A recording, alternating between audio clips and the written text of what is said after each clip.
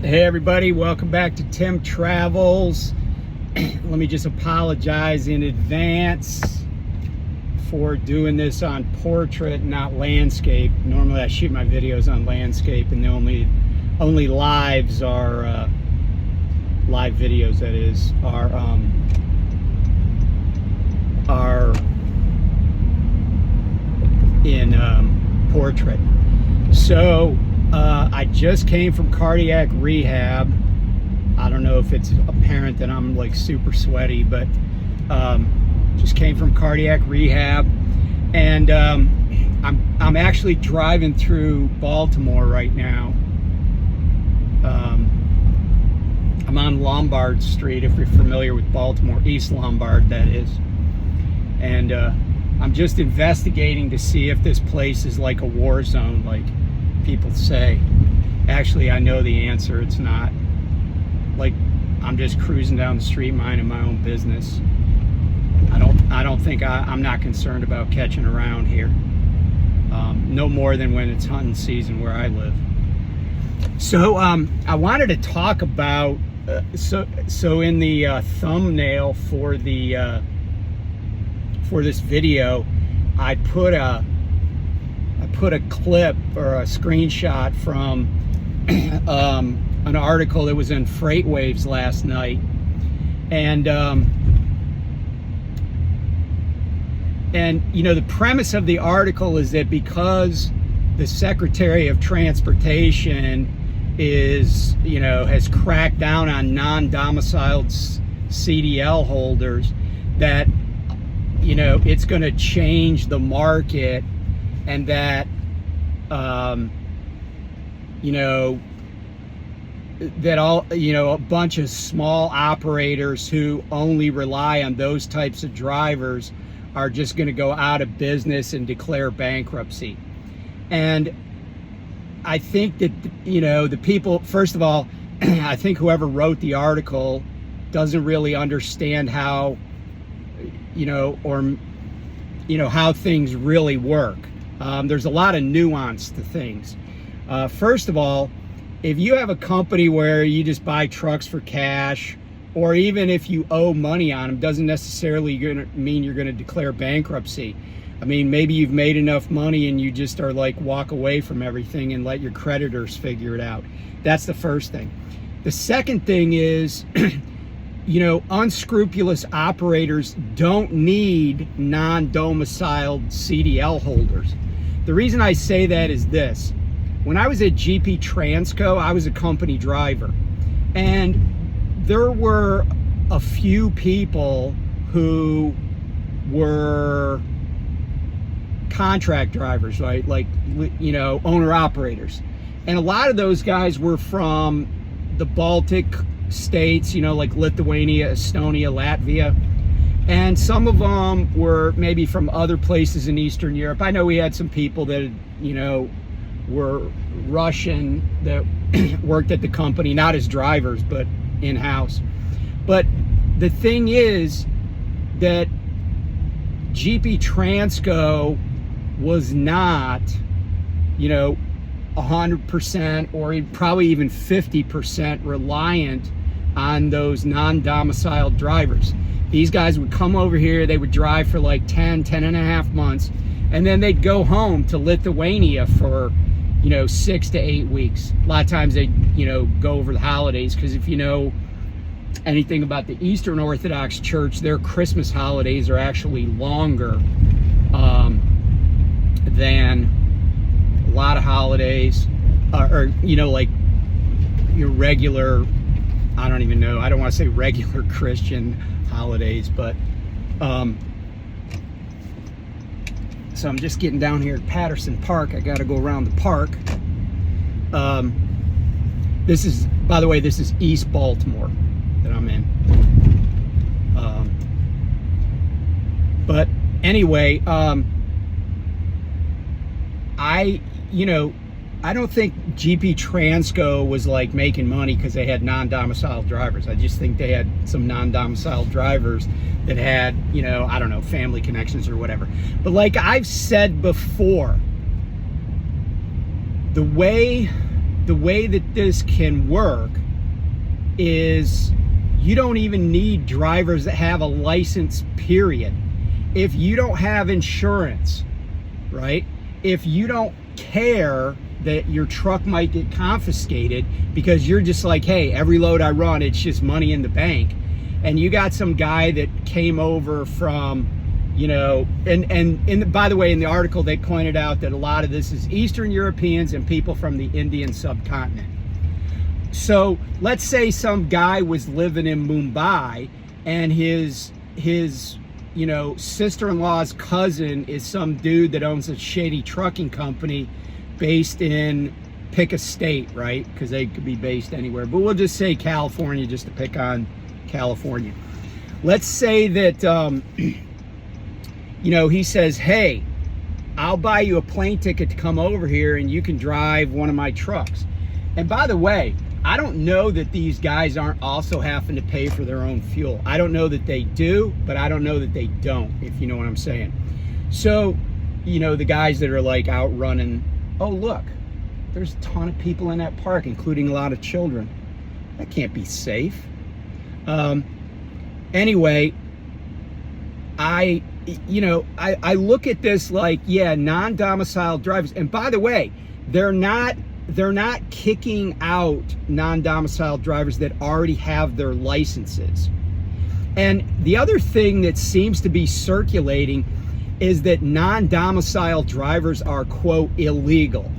And I don't care for that term, not because it's pejorative, but because it's almost always inaccurate to say. It's just, it's like saying it's like saying the word irregardless.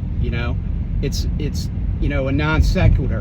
But the other point about the non-domiciled drivers is they're, other than if they like tricked somebody, they're probably here legally. I'm pretty sure the people that were running at GP Transco were in the country legally. GP Transco is not a company that wanted to get shut down for some immigration violations. Hey, by the way, let me give a quick shout out to my favorite product, Diet Coke. This is Diet Coke Lime. I just got this at Walmart yesterday. It's pretty tasty. But I will say, I didn't want to get too crazy too fast, and I mixed it with some regular Diet Coke.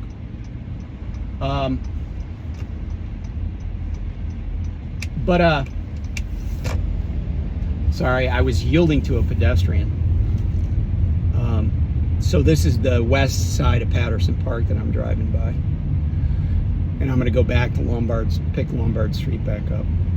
So, but the thing is, right, like if you're running a sketchy operation, like you're willing to run illegally, and in the article they're like, oh, these guys, they just drive and living in a truck is better than the conditions in their home country, which, is just bullshit, because if you believe that, then what's the explanation for Americans, people that were born in this country, have a mortgage, live in a nice house, live in a nice area, that they stay in the truck for 3 months at a time? The answer is because staying out on the road is how you make a living, right? Like that's OTR trucking. So the people, that wrote these articles, and they quoted some, I don't know, person that's maybe some influencer, I never heard of them. And it was I think some screen grabs from either Twitter or Instagram or something, and they were like, oh, this is going to cause a lot of bankruptcies. I'm like, I don't think that's the case. It could, but what's the downside risk if you just ignore all the formalities? I mean, if you're running a criminal enterprise, do you think you really care what your creditors think, and that you're gonna make sure all your creditors are treated fairly and stuff? Like if you're already running a criminal enterprise, I don't think you're gonna care, and so I don't know that this is really going to move the needle on the market that much. first of all, I don't think, I think I saw a number that there's 200,000 non-domiciled drivers. 200,000 is nothing. There's about 3.5 million people that hold CDLs in this country. Now, in the OTR space, I will say that it might move the needle if everybody's OTR, but I don't even know that that's the case. And part of the reason too that the market's been the way it is because even companies that are quote reputable, that are like big trucking companies, they flood the market with capacity. I've talked about this before, but there was a meeting where some of these chuckleheads that run big trucking companies were advocating for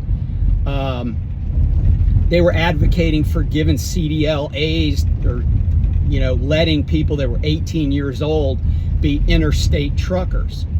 And the one sensible person in the room that ran a big company was Dave Jackson, who was the CEO of Night Swift at the time. And who, by the way, I've met him. He's a nice guy. He's very pleasant, likes drivers, tried really hard to understand, drivers and what they were facing. But anyway, Dave Jackson's like, I think that's a terrible idea. He didn't even mince words. He was like, I think that's a terrible idea. Why in this market, in these conditions, would you want more capacity? And the answer is that everybody was like, hey, if I can get 5 more drivers this week than I had last week, then I'll be able to, run 5 more trucks and make more money. And it didn't matter that what they were doing, everybody says, oh, these companies haul cheap freight. But I was like, they're driving their own prices down. And they wanted no barriers to entry. But when there are no barriers to entry, it's just a race to the bottom. And what's happened is a lot of these unscrupulous operators were like, they basically reviewed that business model and they're like, yeah, only I'm gonna flood the market with capacity, but my capacity is gonna be way cheaper to have in the marketplace. And I don't, I think the FreightWaves people are, they're kind of shilling for the administration. And I don't disagree with what's going on. I just don't think the impact is going to be what people say it's going to be. And I think, let's remember the guy that runs the Department of Transportation, the Federal Department of Transportation, he's still a politician, right? He's still, they're still massaging their message to make sure that, they get out what they want to get out. And, that's their right. That's how every administration is. But let's not forget, they're politicians. And they're going to say what they think is going to play in the press. And outfits like FreightWaves, who, by the way, was in a really big pissing contest with the ATA recently, they are, they're just basically repeating stuff without really being particularly analytical about it and trying to understand what the market's doing. All right, so kind of out of East Baltimore in downtown, and it's pretty quiet down here today.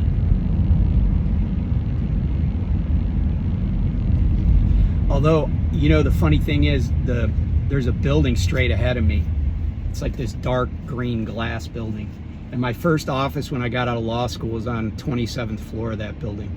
But anyway, I haven't really come down here since COVID, because I quit practicing law before then. I used to be down here all the time because I was be at court. But it's like vacant down here. I think there's so many people that do work from home nowadays that people don't come down to these offices. I bet office space is as cheap now as it was 20 years ago in some buildings in the city. But anyway, so yeah, I think FreightWaves has got it wrong, and you know the saying is a broken clock is right twice a day, and it may be that there are some bankruptcies, but I really think if you know, when you accuse people of being unscrupulous and not law abiding, and I'm not saying that's inaccurate, by the way. I've said that before. These guys are hiring non-domiciled drivers. Hell, they don't even need drivers with licenses, because you know what's the dude's sister-in-law's cousin gonna do if he's here and driving without a license? Like, if he doesn't have a wreck, now if he has a bad wreck, he might go to jail, but if he doesn't have a wreck and he just gets caught, what's his downside risk? Getting deported to India? I mean, that's where he came from. That just means he gets a free flight home. And who knows, he might have made a lot of money already. And when I say a lot, I mean, that's all relative. But don't believe for a second that what they're doing is going to move the needle that much. And because, like I said, they're not going out and like rescinding these licenses. They're just letting people stick around. Well, if there's already 200,000 non-domiciled CDL holders, there's still going to be 200,000 when we're done not letting anybody else get them. Now, I will say this. Part of the provisions of the emergency rule that the FMCSA did was that you can't renew those licenses. Now, in some states, you only get a license for like, you know, a few years, like maybe 4 or 5. But in other states, like I had a driver's license in Arizona, not a CDL, but I had a driver's license in Arizona when I lived out there. And man, I'm not joking. I think it was like a 20-year license when I got it. Now, I don't know if they do the same thing for CDL holders, but I was like, holy crap. I was used to the East Coast, like Virginia, Maryland, where you get a license, it might go like 4 years and change, you know, until your next birthday or whatever. But yeah, so I gotta get over, I gotta change lanes here. I don't know if this bus is actually gonna go left or not. And I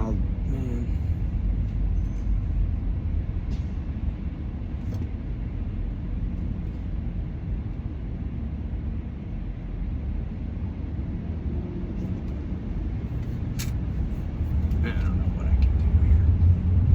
Oh, I know what I can do. I'm just gonna try it. That guy's like some federal law enforcement on his phone, so I can get in front of him because he wasn't really moving. And I'm gonna turn north on Charles Street.